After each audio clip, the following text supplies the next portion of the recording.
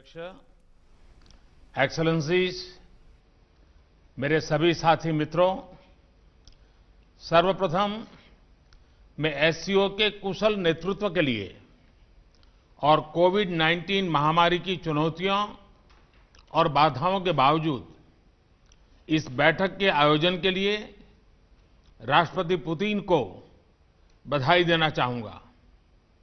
मुझे खुशी है कि हम इन कठिन परिस्थितियों के बावजूद एससीओ के तहत कोऑपरेशन और इंटीग्रेशन के एक व्यापक और प्रगतिशील एजेंडा को आगे बढ़ा सके। एक्सेलेंसीज, एससीओ में भारत के लिए यह एक महत्वपूर्ण वर्ष है। हम पहली बार एक समिट स्तर की बैठक SCO council of heads of government का आयोजन करने जा रहे हैं।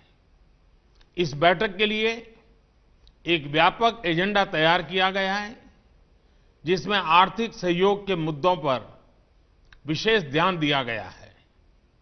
हमने स्टार्टअप इकोसिस्टम में अपने समृद्ध अनुभव को साझा करने के लिए इनोवेशन एंड स्टार्टअप पर स्पेशल वर्किंग ग्रुप की स्थापना का प्रस्ताव रखा है। हमने ट्रेडिशनल मेडिसिन पर वर्किंग ग्रुप का भी प्रस्ताव रखा है, ताकि एससीओ देशों में पारंपरिक और प्राचीन चिकित्सा के ज्ञान और समकालीन चिकित्सा में हो रही प्रगति एक दूसरे के पूरक बन सके। एक्सेलेंसीज, भारत का दृढ़ विश्वास है कि इकोनॉमिक मल्टीलेटरिज्म और नेशनल कैपेसिटी बिल्डिंग के कॉम्बिनेशन से एससीओ देश महामारी से हुए आर्थिक नुकसान के संकट से उभर सकते हैं। हम महामारी के बाद के विश्व में आत्मनिर्भर भारत की दृष्टि के साथ आगे बढ़ रहे हैं। मुझे विश्वास है कि आत्मनिर्भर भारत वैश्विक अर्थव्यवस्था के लिए एक फोर्स मल्टीप्लायर साबित होगा और एससीओ क्षेत्र की आर्थिक प्रगति को गति प्रदान करेगा। एक्सेलेंसीज, एससीओ क्षेत्र से भारत का घनिष्ठ सांस्कृतिक और ऐतिहासिक संबंध रहा है। हमारे पूर्वजों ने इस साझा ऐतिहासिक और सांस्कृतिक विरासत को अपने अथक और निरंतर संपर्कों से जीवंत रखा। International north south transport corridor, Chabahar port, असगाबाद समझौते जैसे कदम कनेक्टिविटी प्रति भारत के मजबूत संकल्प को दर्शाते हैं। भारत का मानना है कि कनेक्टिविटी को और अधिक गहरा करने के लिए यह आवश्यक है कि एक दूसरे की संप्रभुता और टेरिटोरियल इंटीग्रिटी के सम्मान के मूल सिद्धांतों के साथ आगे बढ़ा जाए।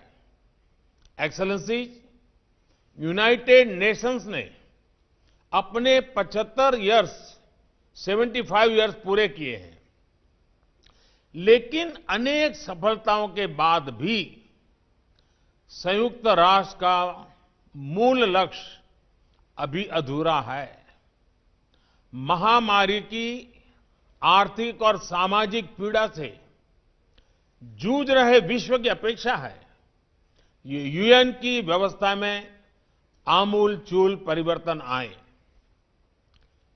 हमारे यहां शास्त्रों में कहा गया है, परिवर्तनमेव स्थिरमस्ति, परिवर्तन ही एकमात्र स्थिरता है। भारत 2021 से यूएन सिक्योरिटी काउंसिल में एक गैर स्थायी सदस्य के रूप में भाग लेगा।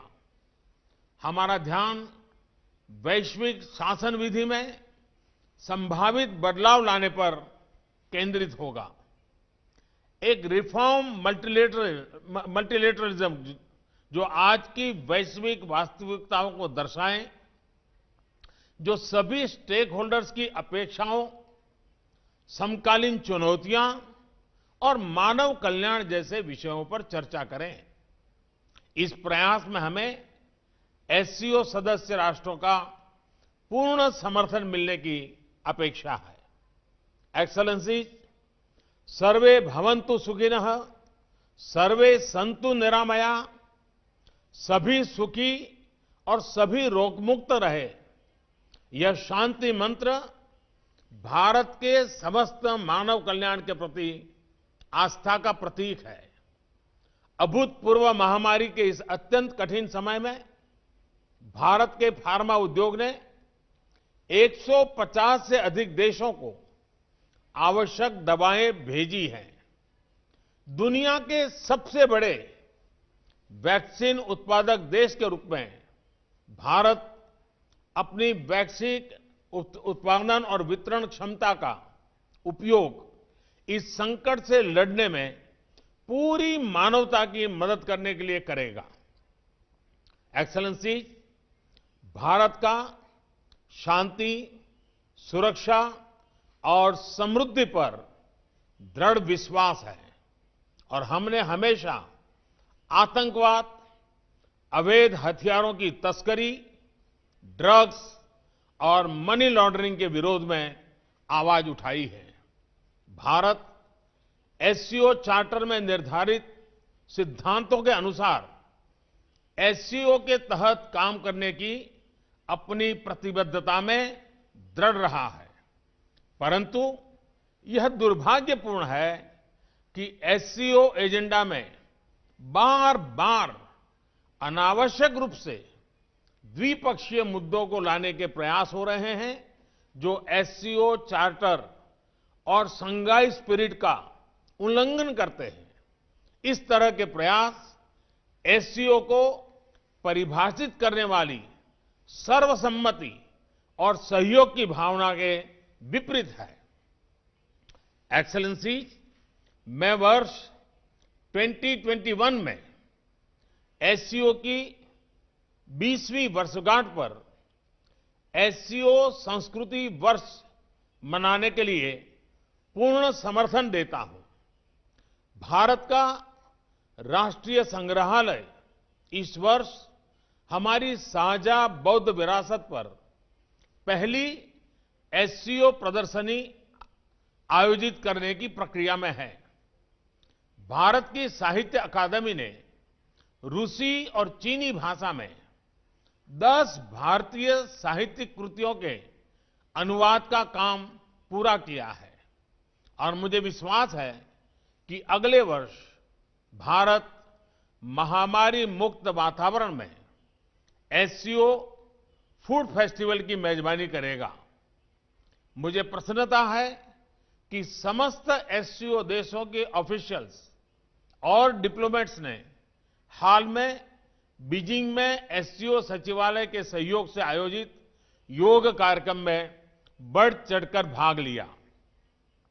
एक्सेलेंसी, मैं एक बार फिर राष्ट्रपति पुतिन को उनके कुशल और सफल नेतृत्व के लिए बधाई देता हूं और इस बैठक के लिए उन्हें धन्यवाद देता हूं। मैं राष्ट्रपति इमामोली रहमान को अगले वर्ष के लिए एससीओ की अध्यक्षता करने के लिए बधाई और शुभकामनाएं देना चाहता हूं और ताजिकिस्तान के सफल अध्यक्षता के लिए भारत के पूर्ण सहयोग का आश्वासन भी देता हूं। बहुत बहुत धन्यवाद।